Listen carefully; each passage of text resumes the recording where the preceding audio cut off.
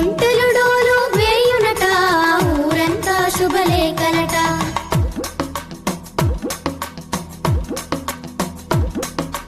ఒంటెలు డోలు వేయునట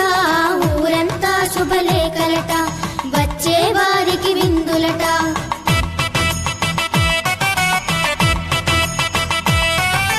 పెళ్లి పీటలపై కోతి బావా